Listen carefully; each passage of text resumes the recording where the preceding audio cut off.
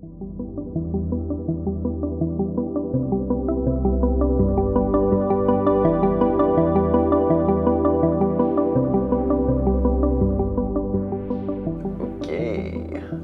microphone on, camera on. We are good to go for another day. Friends, hello and welcome. Thank you for joining me for another episode of Drenched in Wonder Cannabis Conversations. Before I dive in, I just have to comment on the fact that this is day 10. Whoa, holy moly. Like when I started this, it was this kind of like, whoa, really? A daily podcast? You're actually going to attempt this? And it's like anything, you push yourself out of your comfort zone, setting oneself this goal that seems slightly unachievable and then just figuring it out somehow. So far, it seems to be happening. Fingers crossed I can keep it going. But it's a lot of fun. And as I've mentioned before, it's a really important conversation and one that I'm just so glad to talk about. And that kind of leads us nicely into the topic that I want to explore today, which is this idea of coming out as a cannabis user and kind of unpacking the shame that surrounds that for so many. Now, we live in a very fascinating time. I mean, it's always a very fascinating time, but 2025, right? Like, just in general, it's a fascinating time for the world.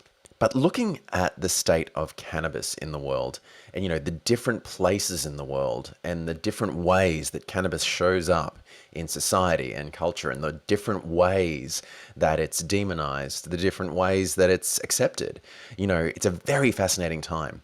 Places where cannabis is legal for recreational use. In many parts of America, for instance, places like California, Oregon, and New York, cannabis has just been embraced into this culture, and coming out as a cannabis user in one of these places would be like, right, it's so prominent in the culture and so accepted and so normalized. It's not to say that stigma doesn't exist in these places, but for the most part, cannabis is just largely accepted in society. And even in places like Australia, cannabis as of yet is not legal for recreational use in Australia, a change that many people want, but for some reason we don't yet have. And even in Australia, or certainly certain parts of Australia, cannabis use is kind of largely accepted as just a done thing. So many people use it. Like cannabis is the most common illicit substance used in Australia. It's all around us. But still, this is something that so many keep to themselves, that so many choose not to share. And it's pretty understandable why, I feel. I've spoken about the stigma and the stereotypes and how these still very much exist in society and how nobody wants to be tarred with that brush of being the pothead or the stoner, And for a long time, this was my experience too. For many, I feel, the battle is very much an internal one. It's interesting, like since I've kind of owned more and more the fact that I'm a cannabis user, the reactions have varied from basically like, okay, congratulations, to like utter shock that I would consider doing something so foolish. There is, I feel, a significant gap between how cannabis actually affects us and our perception of how other people think cannabis affects us. This is the thing, like for me, it energizes and motivates me and makes me creative. But my worry was that people would see me as this lazy, unmotivated kind of no-hoper who's made this foolish choice and is now heading towards this dark path. May as well just give up on him. It seems ridiculous now, but that's what I worried about. And maybe that is happening to an extent. In the book, Drenched in Wonder, I talk about how I tried cannabis for the first time, but I kept it very much to myself. And I even kept it secret from my partner at the time, knowing that she believed that it was bad news. And in fairness, there was a time that I believed that too. But I kept it to myself. And eventually I realized, okay, cannabis isn't a passing phase in my life. I don't think I want to stop exploring this. Certainly not yet. I wasn't going to be able to keep it secret, certainly not from her. And I also didn't want to. I remember we went out to dinner together, and that feeling when you've got something kind of vulnerable you want to share and you're not quite sure how someone's going to react, and it's a bit nervous, and it's like, okay, I felt that in the lead up, and I just kind of realized, okay, it's time to share it. Come clean. Let's see what happens. And I had this version in my mind of what I was going to say, which was basically that I'd done this thing. I really enjoyed it. It's not what I thought it was. I'd like to experiment with it more. Maybe we could even experiment together. And I started talking, and very quickly I realized that that's not the way the conversation was going to go. From her, it was basically just a, oh no, you didn't. And it was like, oh shit, God. And then it was like kind of scrambling my way back, trying to like explain that no, it's actually a good thing. I'm actually really excited about it. The experience was wondrous, but she was gone. It was like I told her that I just committed this terrible crime. Actually, it was a crime. So there you go. And that's the thing, right? Technically, what I was doing at the time was illegal. And I'd suddenly brought this illegal thing to the table effectively and kind of added that into our relationship. And so as frustrating as I found her reaction, it's also understandable to an extent, of course. You know, the stigma that exists in people's minds and its status as an illegal substance. This is how it can unfold. That experience of my first ever coming out was one that unfortunately kind of pushed me further into this hole of like, no, you must not share this with anyone. And I didn't for quite a time. There was only so long that could last. And of course, as my relationship with cannabis grew and I found more and more of the benefits and the excitement and the creativity, I realized that this is not something that's disappearing from my life. Needless to say, a lot changed after that. And I write about it in the book, of course. But coming out as a cannabis user, most of us have got some story like this one, I dare say.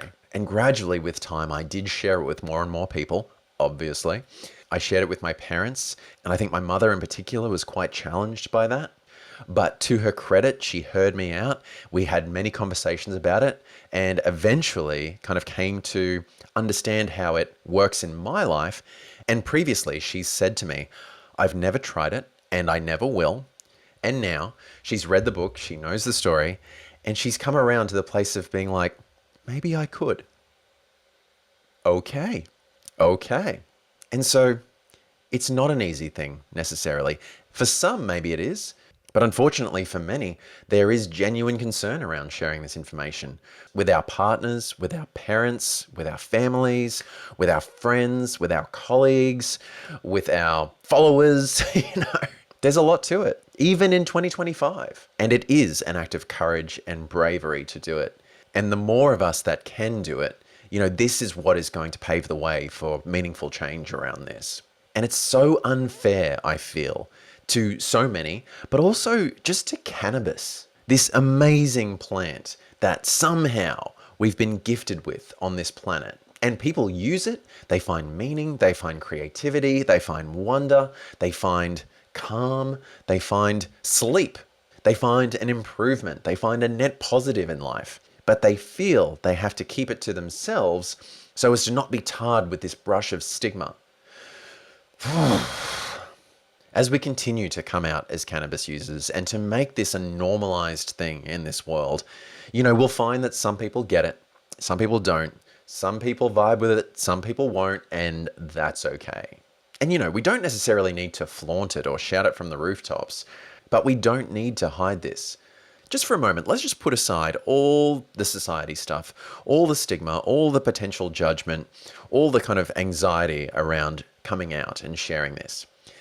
Cannabis is a plant, a naturally occurring thing on this planet, and it has been around a lot longer than we have. We, as responsible thinking adults, have the right to live our lives as we choose and to embrace the powers of a natural plant for our own benefit, for our own exploration, for our own reasons. Surely there are worse things for society to be concerned with. I think we need to normalize this conversation, and I think we also need to check ourselves when we notice the stigma occurring within us. This is not new information, obviously. But owning our story with courage and bravery, this helps us to get rid of this shame and this stigma and helps others to find bravery to share their story as well. And coming out is not just like a one-time thing. Maybe it's just a conversation to begin with someone close to you, and just gradually allowing the conversation to just openly find its way into our lives. It's worth it, friends, because I think a lot of people need what cannabis can offer. You know, a lot of people are stuck in the stigma. A lot of people who could perhaps really benefit from cannabis. This could help them as well. Time will tell, as it always does, friends, but maybe this is something that we can do. If we have our own cannabis story, maybe it's time to share it. If we have a curiosity towards cannabis, maybe it's time to explore it. But in any case, it's time to change the conversation about cannabis. And good news, it's already happening and will only continue to do so. Friends, thank you once again for joining me. I tell the full story in the book. Check it out at drenchedinwonder.com and join me for the next episode where I'm going to be talking about one of the most enjoyable ways I experience cannabis. And I call it afternoon adventuring. Be safe, be smart. Until soon.